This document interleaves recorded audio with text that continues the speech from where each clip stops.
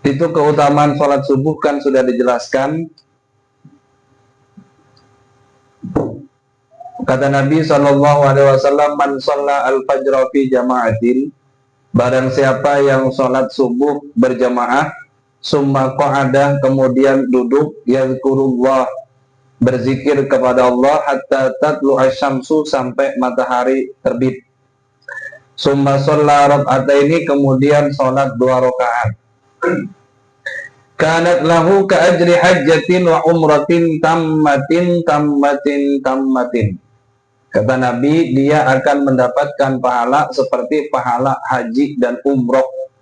Sempurna. Salat subuh jamaah, setelah jamaah wiridan. Setelah wiridan yang lain bubar, jangan bubar. Nanti tunggu syuruk ya. Apa? Salat syuruk itu kira-kira jam 6.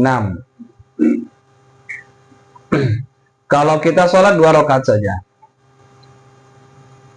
maka pahalanya seperti pahala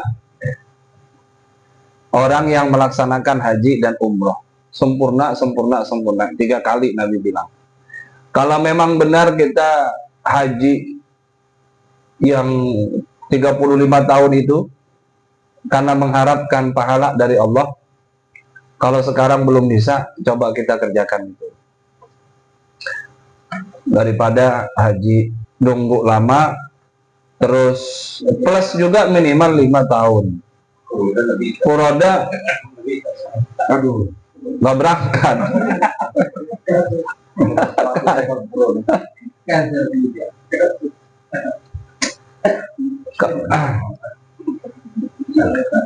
Kemudian selanjutnya, wa idza dhara fadlu dzalika falyaqut wa la yatakallam ila tulu'i syamsi.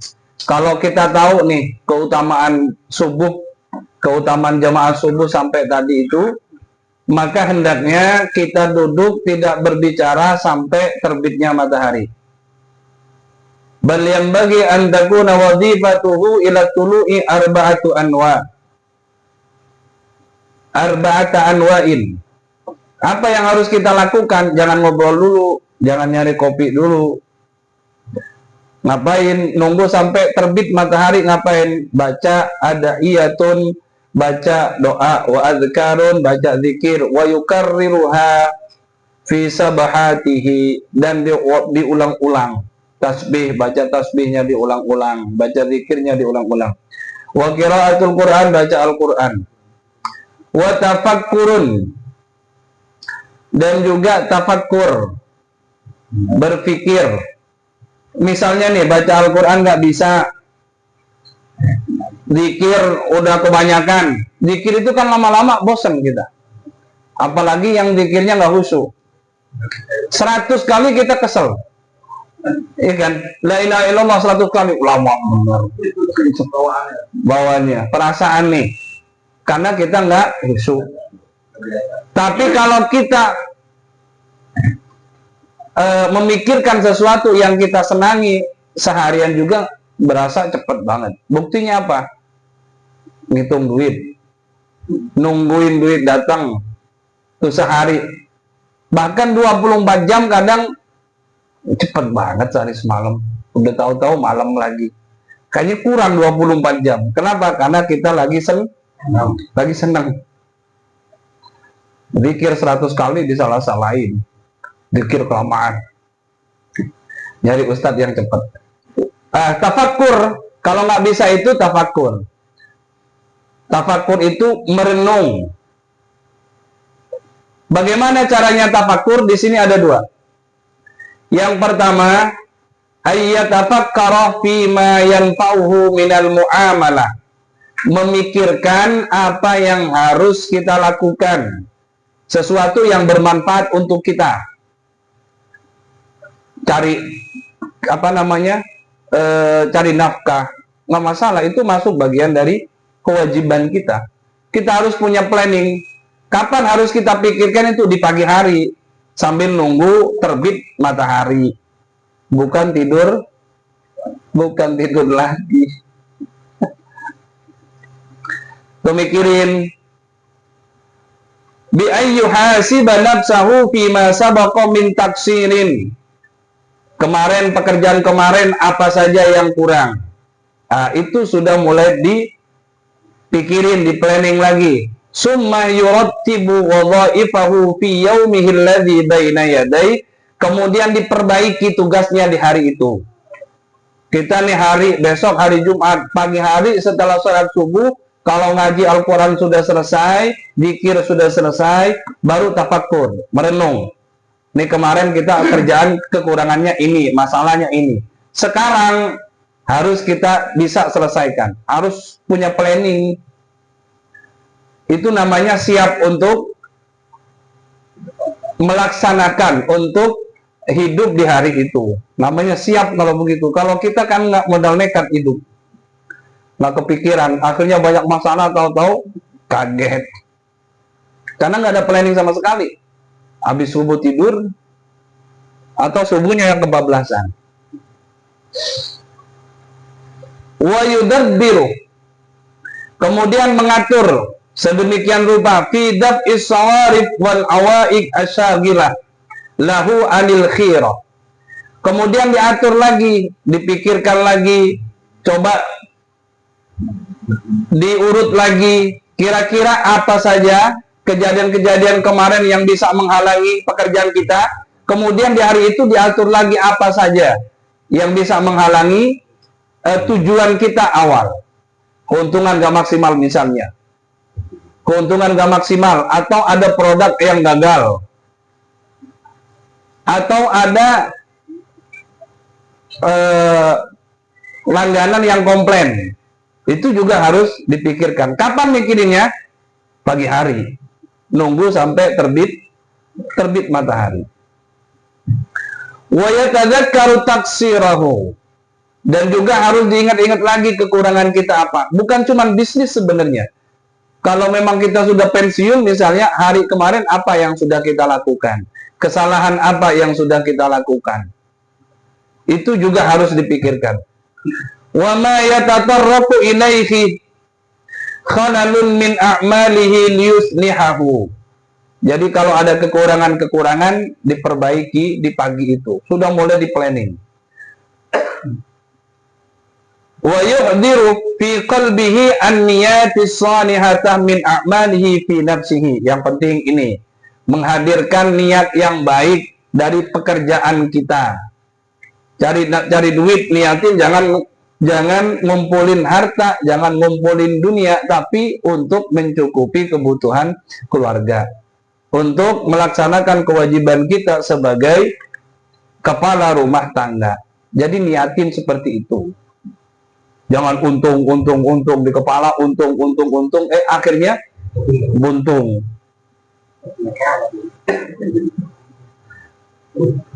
Kalau kita niatin itu adalah kewajiban, insya Allah kita nggak bakalin ninggalin kewajiban-kewajiban yang lain.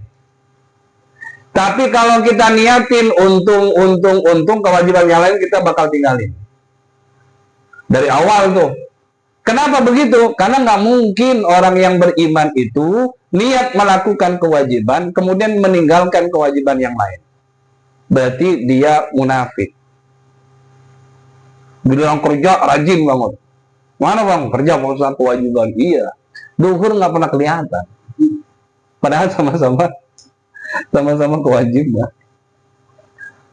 Wa fi muamalatihi lil muslimin. Dan juga jaga niat kita ketika kita berinteraksi bisnis dengan orang lain sesama muslim. Kita bisnis, saya sering ingatkan itu. Dasar dalil bisnis dalam kajian fikih itu dalilnya adalah saling menolong.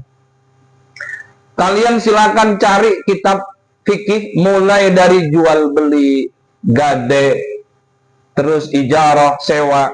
Itu dalilnya satu, apa? Ta'awanu 'alal birri wat taqwa wa la ta'awanu 'alal ismi wal udwan. Ini kan sering disampaikan sama khatib kan. Tapi kan pembahasan yang sampai ke situ.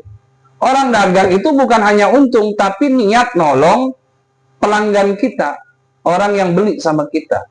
Orang jual makanan Niat nolong, barangkali ada orang yang kelaparan, gitu kan? Kelaparan, nggak ada makanan, kemudian kita bisa nyiapin. Bayar Pak Ustadz, dia bayar, namanya tolong menolong, kan tolong menolong. Terima, kasih, kan begitu. Habis terima, ya kita kasih.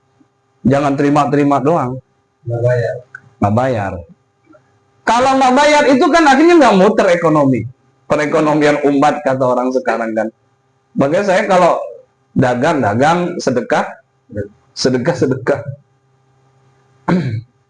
Itu yang pertama tuh. Tafakur seperti itu.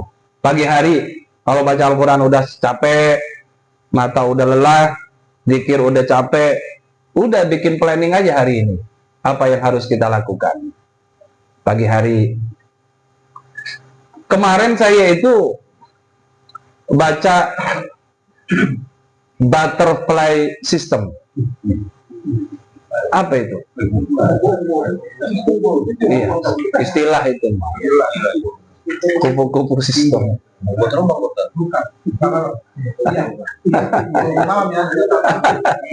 Kupu-kupu malam. Butterfly system. Jadi di situ itu, kalau memang benar-benar kita mau mengikuti model butterfly system itu, memang nggak boleh ada schedule yang lewat dari waktunya, gitu ya. Jadi ada seorang ayah, seorang suami, dia punya pekerjaan jabatan di kantornya. Hari itu dia harus ketemu klien. Kemudian dilalahnya jam 7 harus ketemu. Dilalahnya jamnya nggak ketemu di rumahnya. Iya kan? Jamnya nggak ketemu di rumahnya. Nyari di rumah jam nggak ketemu. Kan harus penting jam. Karena harus sesuai dengan janji. Dicari nggak ketemu. Akhirnya dia marah-marah sama istrinya. Setelah marah-marah, berangkat ke kantornya. Nyampe kantor, udah telat. Klien keburu marah. Akhirnya bosnya nyamperin ke dia. Marah-marah, bosnya dipecat tanpa pesangon. Padahal telatnya cuma setengah jam. Coba dari runut, kalau kita runut tuh butterfly system tuh seperti itu. Kita telat setengah jam, efeknya apa? Kita berantem sama istri, anak kita bentak, nyampe kantor klien gagal, setelah itu dipecat tanpa pesangon. Padahal telatnya berapa? 30 menit. Banyak 30 menit. Kalau orang bisnis tuh banyak 30 menit. Kalau kita, ya itu dunia lah. Dunia ya. Kalau kita, akhirat kita gimana?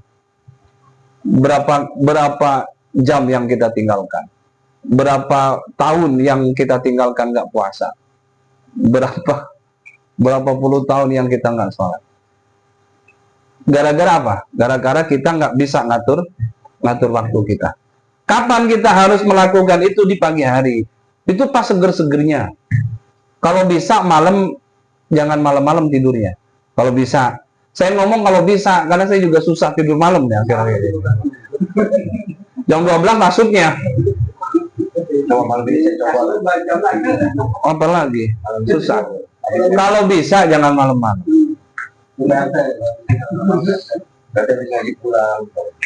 Kecuali nggak tidur sama sekali. PRT.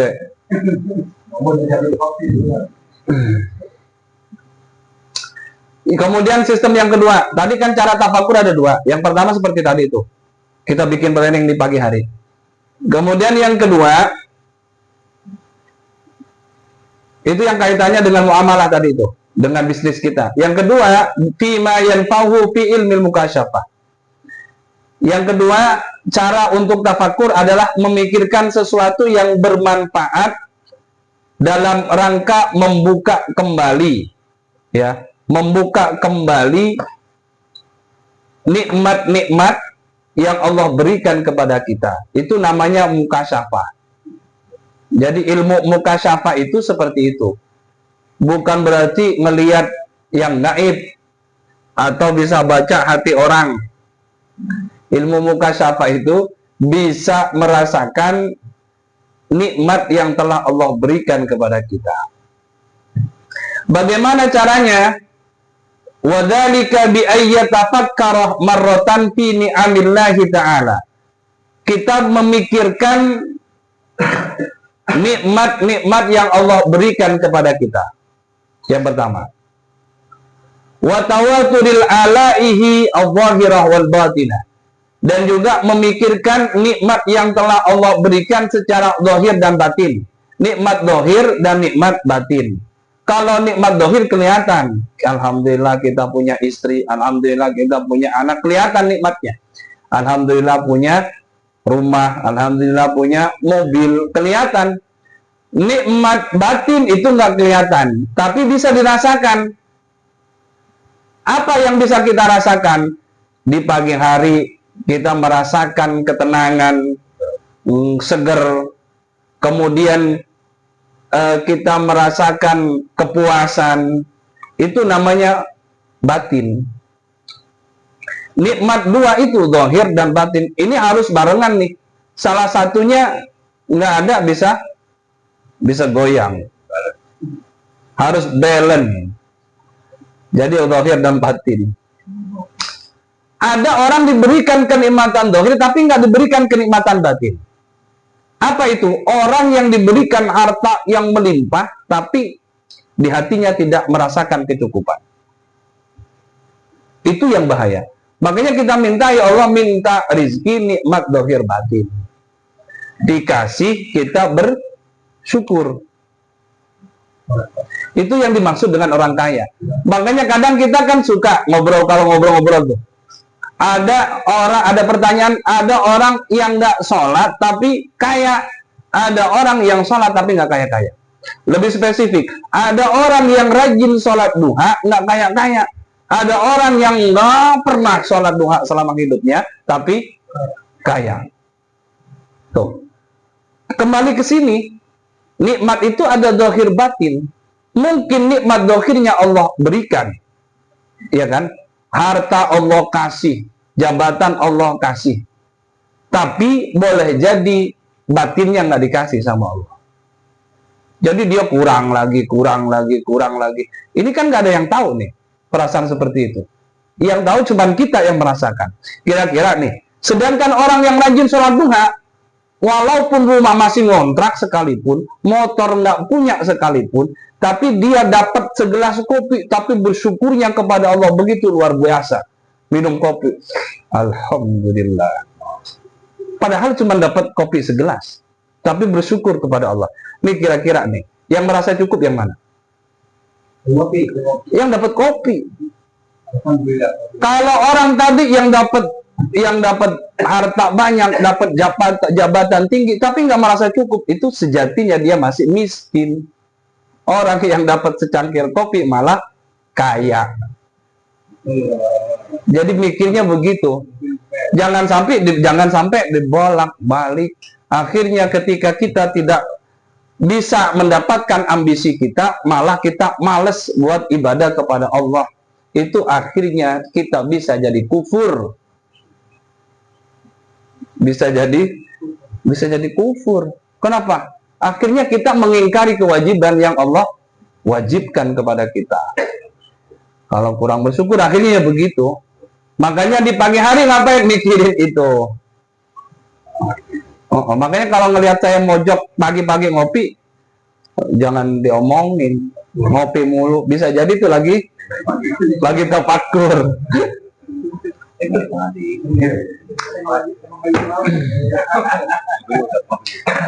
Liyazida ma'rifatuhu biha. Kalau kita seperti itu, insya Allah ma'rifat kita semakin tambah. Kita semakin paham dengan rumus hukum alam, rumus dunia ini kita semakin paham. Wa yaksuru syukru 'alaiha lahu, semakin paham kemudian kita semakin banyak bersyukur kepada Allah Subhanahu wa taala. Wa fi uqubatihi wa naqamatihi, juga kita memikirkan siksaan-siksaan dari Allah Subhanahu wa taala. Itu yang harus kita pikirkan juga. Untuk apa? litazida ma'rifatuhu bi qudratil ilah wastighnaihi, agar kita tahu bahwa Allah itu benar-benar kuasa, Allah itu benar-benar nggak butuh sama kita. Kalau salah, ya salah di mata Allah. Dihukum, tetap dihukum. Kalau sudah waktunya. Kalau di dunia masih, Allah masih punya sifat Ghafar. Tapi nanti di akhirat, Jabbar, Qahar, ya kan? Maha perkasa, maha memaksa. Itu kita harus pikirkan juga. Azab Allah, siksaan dari Allah Subhanahu wa ta'ala. Ada orang yang diazab udah di dunia, udah diazab. Tandanya apa? Kan kadang kita susah membedakan mana itu ujian, mana itu azab, ya kan? Pokoknya semuanya azab aja, semuanya ujian aja. Ceramahnya Kiai Zainuddin MZ itu kan sederhana. Kata Zainuddin MZ, kalau kita sekolah baru ujian. Kalau kita nggak pernah sekolah, kalau kita nggak pernah sekolah, baru kita mau ujian. Paham nggak maksudnya? Itu kalau menurut Zainuddin MZ. Tapi kata ulama tasawuf, tandanya gampang. Ketika kita mendapatkan musibah, ketika kita mendapatkan musibah, yang kita ingat itu Allah, atau malah kita lebih membesarkan kekhawatiran kita. Yang kita ingat itu Allah apa kekhawatiran kita? Atau kita malah menyalahkan Allah? Atau menyalahkan orang lain juga? Itu tandanya. Kalau dapat ujian, dapat cobaan, kemudian kita ingat, ya Allah, ini adalah ujianmu, berarti itu ujian. Tapi kalau kita dikasih musibah oleh Allah, kemudian kita lupa kepada Allah, malah sampai ninggalin kewajiban kepada Allah, bisa jadi itu adalah azab. Jadi itu aja tandanya. Kita nggak usah bingung apakah itu ujian atau siksaan. Istidraj beda lagi. Istidraj itu dikasih, kemarin apa kata saya? Dikasih bukan karena saya, dikasih karena benci. It is istidraj. Model kita nih, misalnya ada orang, ada teman yang benar-benar kita benci, ngomong aja, udah bos ini bos, udah gocap aja, baru gocap aja. Ngasihnya karena benci apa karena cinta? Udah benci, cerewet, biar cepet-cepet pergi, kan gitu dikasih. Itu namanya istidraj. Mau ketabrak mobil, ketabrak kereta, habis itu nggak ada urusan sama saya. Tapi kalau nikmat dikasihnya karena cinta.